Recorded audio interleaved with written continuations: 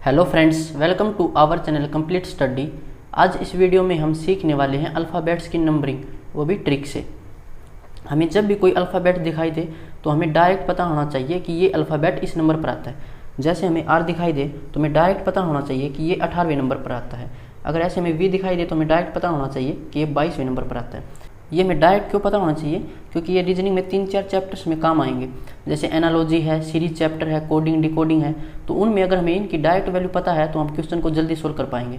बहुत से ऐसे बच्चे हैं जिनको ये डायरेक्ट वैल्यू नहीं पता, तो वो एग्जाम में क्या करते हैं, जब रफ शीट मिलती है तो वो रफ शीट पर सारी अल्फ़ाबेट लिख लेंगे, फिर उनके नंबर्स लिख लेंगे। और जब क्वेश्चन आएगा तो वो पेज पलट पलट कर देखते रहते हैं, जिसमें ज़्यादा टाइम लगता है। तो हमें इनको डायरेक्ट याद करना है ट्रिक से। एक बुक में याद करने का तरीका देते हैं, वो ईजोटी का। हमें ईजोटी से याद नहीं करना, इसे याद भी नहीं होते। ये तो आता है 5 पर, ये 10 पर, ये 15 पर, ये 20 पर, ये 25 पर। अब इससे सारे तो याद नहीं रहते, तो हम करेंगे इनको ट्रिक से याद।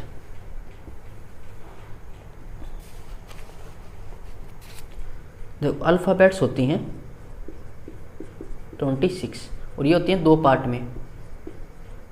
पार्ट ए में हो जाएंगे 1 से लेकर 13 तक, और पार्ट बी में हो जाएंगे ये 14 से लेकर 26 तक। ऐसे क्वेश्चंस में हम सीखेंगे कि जब क्वेश्चन में हमें देगा कि पहला क्रम को अगर हम उल्टा लिखें या सीधा लिखें तो उसमें हमें इनकी ज़रूरत पड़ती है। अब अल्फ़ाबेट सीख लेते हैं 26 के 26। ए बी सी डी, इनको हम डायरेक्ट याद रखेंगे। अगर आपके घर में कोई छोटा बच्चा है और वो स्कूल जाता है, अगर आपको उससे अल्फ़ाबेट्स सुननी है तो आप क्या कहोगे कि भी इधर आ और ए बी सी डी सुना। तो ए बी सी डी सुना, यानी कि ये 1 पर, ये 2 पर, ये 3 पर और ये 4 पर। तो स्टार्टिंग 4 तो आपको याद रहेंगी, तो इनको हम साइड में लिख लेते हैं ए बी सी डी। तो ये आपको डायरेक्ट याद रहेंगी, ये 1 पर, ये 2 पर, ये 3 पर और ये 4 पर। फिर आती है ई। अब ई को कैसे याद रखेंगे कि ये 5वें नंबर पर आती है। तो ई से याद रखना आपको इवनिंग, और इवनिंग होती है शाम 5 बजे। तो जब भी ई दिखाई दे तो दिमाग में आना चाहिए इवनिंग, और इवनिंग होती है 5 बजे, तो ई हो जाएगा 5 नंबर पर। उसके बाद एफ। अब एफ को कैसे याद रखना है, इसको हम 2 तरीके से याद रख सकते हैं, जो तरीका आपको अच्छा लगे उसको याद कर लेना। तो ये एफ है, अगर हम इसको यहाँ से ऐसे मिला दें तो अभी आपको ये कैसे दिखाई दे रहा है, 6 जैसा। तो हम इसको ऐसे भी याद रख सकते हैं, या फिर हम एफ से याद कर लेंगे फिक्स, और फिक्स से याद कर लेंगे फिर 6। तो जब f दिखाई दे तो दिमाग में याद आना चाहिए फिक्स, और फिक्स से याद आना चाहिए 6, या फिर इसको ऐसे मिला के याद रख सकते हैं। उसके बाद आता है g। अब g को कैसे याद रखना है, g के अंदर इसका नंबर छुपा हुआ है, तो g को हम ऐसे लिखते हैं। तो यहाँ पर देखो, ये 7 इसी में छुपा हुआ है। तो g दिखाई दे तो आपको यहाँ से 7 दिखना चाहिए, तो g आएगा 7वें नंबर पर। उसके बाद आता है h। अब h को कैसे याद रखना है, ये h है। अगर हम इसको ऊपर से ऐसे मिला दें और नीचे से भी ऐसे मिला दें तो ये कैसा दिखाई दे रहा है आपको, 8 जैसा। तो h हो जाएगा 8वें नंबर पर। उसके बाद आता है i। अब i को कैसे याद रखना है, बहुत से ऐसे बच्चे हैं जिनकी इंग्लिश कमज़ोर है, लेकिन उनको 3-4 वर्ड तो ऐसे याद रहते हैं कि हर बात में वो उन्हीं वर्ड को बोलते रहते हैं, उन्हीं सेंटेंस को बोलते रहते हैं। जैसे एक सेंटेंस हो जाता है आई नो, कोई उनको कुछ भी बोले वो कहेंगे आई नो। कोई कुछ पूछे तो कहते हैं आई नो, मैं कि मैं जानता हूँ। तो यहाँ से आई खुद बोल रहा है कि आई नो, मुझे पता है, मैं 9वें नंबर पर आता हूँ। तो यहाँ से हम याद रख सकते हैं आई नो। अब चलते हैं आगे। उसके बाद आता है जे। अब जे को कैसे याद रखना है, जे से हम याद रखेंगे जियो। तो ये है जे, इससे आगे ये क्या दिखाई दे रहा है आपको, 10 जैसा। तो जे आ जाएगा 10वें नंबर पर। उसके बाद आता है के।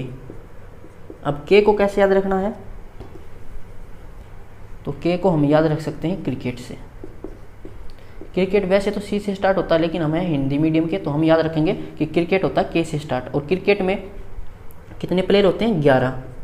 या फिर आप के को याद रख सकते हो ऐसे, अगर हम इस डंडी को अगर सीधा कर दें तो ये ऐसे हो जाएगा, और इसको अगर और सीधा कर दें तो ये ऐसा हो जाएगा। तो के आता है 11वें नंबर पर। उसके बाद चलते हैं एल पर। एल आता है 12वें नंबर पर। कैसे याद रखेंगे, एल से हमें याद रखना है लंच। और लंच का स्टैंडर्ड टाइम होता है 12 बजे। तो जब भी क्वेश्चन में एल दिखाई दे तो आपके दिमाग में आना चाहिए लंच, और लंच होता है 12 बजे, तो एल हो जाएगा 12वें नंबर पर। उसके बाद आता है एम। एम को कैसे याद रखेंगे, ये एम है, ये कैसा दिखाई दे रहा है, अगर हम इसको थोड़ा सा टेढ़ा कर दें तो ये 3 जैसा दिखाई दे रहा है, ऐसा ही होता है कि डब्लू। अगर डब्लू को भी हम थोड़ा टेढ़ा कर दें तो ये भी 3 जैसा दिखाई देता है। अब 3 पर तो ये हो नहीं सकते, क्योंकि 3 पर तो आता है सी, तो ये हो जाएगा 13वें नंबर पर, और ये हो जाएगा 23वें नंबर पर। एम पहले आता है ये तो हमें पता है, तो ये 13वें नंबर पर हो जाएगा। डब्लू बाद में आता है तो ये 23वें नंबर पर हो जाएगा। अब 33वें पे तो हो नहीं सकता, क्योंकि अल्फ़ाबेट होते हैं 26 ही, तो इनको हम ऐसे याद रख सकते हैं। एम हो जाएगा 13वें नंबर पर। एम दिखाई दे तो ये 3 जैसा दिखाई देगा, और 3 आता है फिर 13वें नंबर पर हो जाएगा, क्योंकि डब्लू होता है फिर 23वें नंबर पर। इसके बाद आता है एन। अब एन आता है 14वें नंबर पर। इसको कैसे याद रखेंगे, इसके लिए हमें रोमन गिनती आनी चाहिए। जैसे रोमन को हम 1 में रोमन को ऐसे लिखते हैं, 2 में हम रोमन को ऐसे लिखते हैं, और 3 को रोमन गिनती में हम ऐसे लिखते हैं, और 4 को हम रोमन में ऐसे लिखते हैं। तो इस n को, ये n है, अगर थोड़ा सा हम इसको टेढ़ा करें और इसको हम थोड़ा ऐसा बना दें तो ये कैसा दिखाई दे रहा है आपको, 4 जैसा। तो एक तो 4 आएगा। अभी सीरीज चल रही है 1 की। अब n को आपको पता होना चाहिए कि m और o के बीच में रहता है, उसी लाइन में रहता है, तो ये 1 वाली सीरीज में है। तो 4 का तो पता चल जाएगा कि रोमन जैसा 4 ऐसा ही होता है, और 1 इसके साथ लगा देंगे तो ये हो जाएगा 14 नंबर पर। उसके बाद चलते हैं ओ पर। ओ को कैसे याद रख सकते हो, एक तो अभी पढ़ा था इजोटी। इजोटी में ओ आता है तो ओ होता है 15वें नंबर पर, उससे याद रख सकते हैं। अगर ऐसे याद नहीं रखना तो कुछ भी ऐसे याद रख सकते हैं। जैसे ऑरेंज जूस है, उसका गिलास मिलता है 15 रुपये का एक गिलास, तो उससे हम 15 याद रख सकते हैं, या कोई और ट्रिक बनाना चाहो तो वो बना सकते हो। उसके बाद आता है पी। पी को कैसे याद रखना है, पी से हमें याद रखना पंडित, और पंडित को होता है 16 विद्याओं का ज्ञान। तो पी दिखाई दे तो दिमाग में आना चाहिए पंडित, और पंडित को 16 विद्याओं का ज्ञान होता है। उसके बाद क्याऊ, आर और एस, ये तीनों हम एक साथ याद करेंगे। क्याऊ से हो जाएगा कुआरा, और कुआरा होता है 17 साल का। 18वें साल में उसका रिश्ता हो जाएगा, और 19वें साल में उसकी शादी हो जाएगी। तो कुआरा हो जाएगा 17 साल में, रिश्ता होगा 18वें साल में, और शादी होगी 19 साल में। तो ये तीनों आपको याद हो जाएंगे। उसके बाद चलते हैं टी पर। तो टी आता है 20वें नंबर पर। कैसे याद रखेंगे, T20। तो T20 मैच होते हैं, उससे याद रख लेंगे कि टी आता है 20 नंबर पर। उसके बाद यू।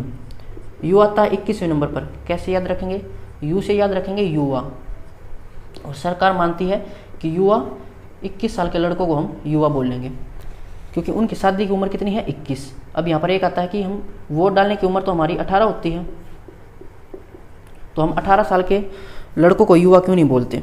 तो सरकार को भी ऐसा लगता है कि देश संभालना आसान है और बीवी को संभालना मुश्किल है, तो यहाँ से हम याद रखेंगे कि युवा होते हैं 21 साल के। उसके बाद वी।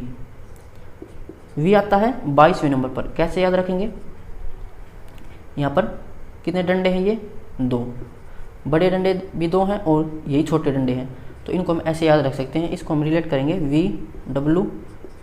डब्लू आता है 23वें नंबर पर, अभी पढ़ा था, ये 3 जैसा दिखाई देता है, तो 3, और डब्लू तो बाद में आता है एम के, तो ये 23वें नंबर पर हो जाएगा, और एम 13वें नंबर पर। यहाँ से अब पढ़ेंगे एक्स। इन दोनों को यहाँ से हम रिलेट कर सकते हैं, वी और एक्स को। अब यहाँ पर बड़े डंडे कितने हैं, यहाँ पर एक्स में 2 बड़े डंडे हैं, यहाँ पर एक्स को अलग से लिख दें तो 2 बड़े डंडे हो गए, और छोटे कितने हैं, 1 2 3 और 4, तो छोटे डंडे हैं 4। और वी में बड़े डंडे भी यही हैं, छोटे भी यही हैं, यानी कि बड़े भी 2 हैं, छोटे भी 2 हैं, तो इसको ऐसे याद रखना है। अब आ जाते हैं वाई और जेड। तो ये तो लास्ट में है, ये आपको डायरेक्ट याद हो जाएंगे 25 और 26 पर। तो इनका एक बार रिवीजन कर लेते हैं। अगर आप 2-3 बार इनको लिख के देखोगे और वीडियो को 2 बार पढ़ लोगे तो ये डायरेक्ट आपको याद रह जाएंगे। ए और बी और सी डी, ये तो चारों आपको डायरेक्ट याद रखने, 1 2 3 4 पर। ई जब भी दिखे दिमाग में आना चाहिए इवनिंग, और इवनिंग होती है शाम 5 बजे। उसके बाद एफ को अगर हम यहाँ से इसको थोड़ा मिला दें तो ये 6 जैसा दिखाई देगा, या फिर आप याद रख सकते हो एफ दिखते ही दिमाग में आना चाहिए फिक्स, और फिक्स से फिर 6। जी में ही 7 छुपा हुआ है, यहाँ से ये 7 है। एच में अगर ऊपर नीचे इसको मिला दें तो ये 8 जैसा दिखाई देगा। आई नो, मैं जानता हूँ, हर बात में आई नो बोलते रहते हैं बच्चे, तो आई 9वें नंबर पर। जे से जियो को अगर ऐसे लिखेंगे तो ये जे है, कौन से नंबर पर है, 10वें नंबर पर, यहाँ से ये 10 दिखाई दे रहा है। उसके बाद के से क्या रखें, क्रिकेट में होते हैं 11 प्लेयर, एल से याद आना चाहिए लंच का स्टैंडर्ड टाइम होता है 12 बजे। एम ये 3 जैसा दिखाई देता है तो ये 13वें नंबर पर। एन रोमन में एन चौथे नंबर पर है। यह 4 जैसा दिखाई देता है तो 4, और ये सीरीज है 1 वाली तो ये हो जाएगा 14 नंबर पर। ओ से याद रख सकते हैं इजोटी में 15, या फिर याद रख लो कि ऑरेंज जूस का गिलास आता है 15 रुपये का। पी से याद आना चाहिए पंडित, और पंडित को होता है 16 विद्याओं का ज्ञान। क्या उसे कुआरा, कितने साल का, 17 साल का कुआरा कहलाता है। 18 साल का रिश्ता हो जाएगा उसका, 19वें साल में उसकी शादी हो जाएगी। टी से 20-20 मैच। यू से युवा 21 साल का। वी से 2 डंडे हैं, 2, और छोटे डंडे भी 2 हैं, बड़े भी 2 हैं तो 22 हो जाएगा। डब्लू ये 3 जैसा दिखाई देता है तो ये 23वें नंबर पर। एक्स बड़े डंडे हैं 2, छोटे डंडे हैं 4 तो 24वें, और वाई और जेड लास्ट में है तो 25 और 26वें। तो इनको आपको डायरेक्ट याद करना है। अभी क्वेश्चन देखते हैं, फिर पता चल जाएगा कि हमें डायरेक्ट क्यों याद रखने हैं और कितना टाइम हमारा बचता है फिर एग्जाम में।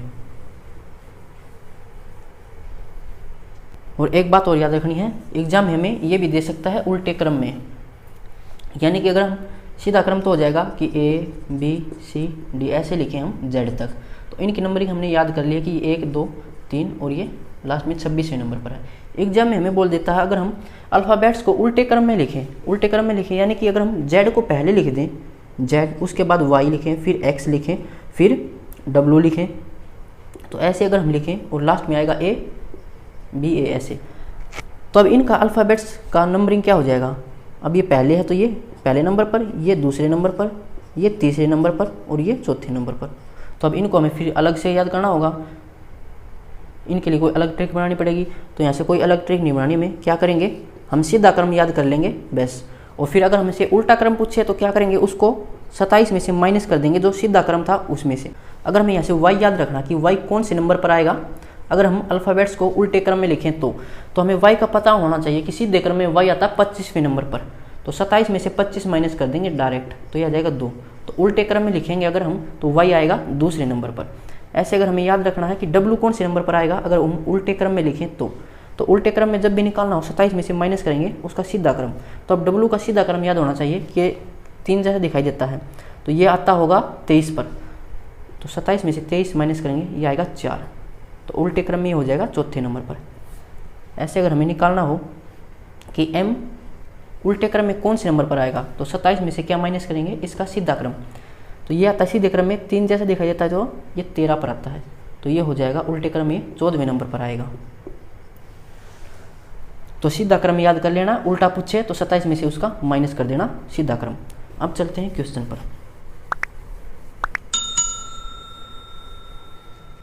ये क्वेश्चन एसएससी में पूछा गया था, GHJM क्वेश्चन मार्क और V, ये सीरीज का क्वेश्चन है। अब अगर हमें इनकी डायरेक्ट नंबरिंग याद है तो हम इसको जल्दी सोल्व कर सकते हैं, नहीं तो फिर हमें काउंटिंग करना पड़ेगा, उसमें फिर बहुत टाइम लगता है। तो G हमने पढ़ा था कि ये 7वें नंबर पर आता है, कैसे याद किया था, यहाँ पर ये 7 है। H हमें पढ़ा था कि अगर ऊपर नीचे मिला दें तो ये 8 जैसे दिखाई दे। फिर J से याद रखना जियो में उसके बाद IO था वो 10 जैसा दिखाई देता था, तो ये 10वें नंबर पर। M ये 3 जैसा दिखाई देता है लेकिन W से पहले आता है तो ये 13वें नंबर पर, यहाँ से हमें निकालना है। अब V में बड़े डंडे हैं 2, छोटे भी 2 ही हैं, यही है छोटे बड़े डंडे। अब यहाँ से आप डायरेक्ट निकाल सकते हो। अब देखो यहाँ पर कितने का गैप है, 1 का, यहाँ पर कितने का गैप है, 2 का, यहाँ पर 3 का गैप है। तो अब ये काउंटिंग दिखाई दे रही है हमें, यानी कि प्राकृत संख्या है, तो 1 2 3, तो आगे क्या आएगा 4, उसके बाद इन दोनों में कितना गैप आएगा 5 का। तो 13 में 4 ऐड करेंगे तो 13 और 4 17, और 17 और 5 22, यानी कि यहाँ पर 17 ही आएगा। अब हमें 17 नहीं बताना, हमें बताना कि 17वें नंबर पर कौन सा अल्फ़ाबेट आएगा। अब यहाँ से याद रखना कि 17 मतलब 17 साल में कुआरा था, तो 17 में मतलब हो जाएगा ये क्या, 17 साल में कुआरा, 18 में रिश्ता, 19 में शादी, तो क्या इसका आंसर हो जाएगा।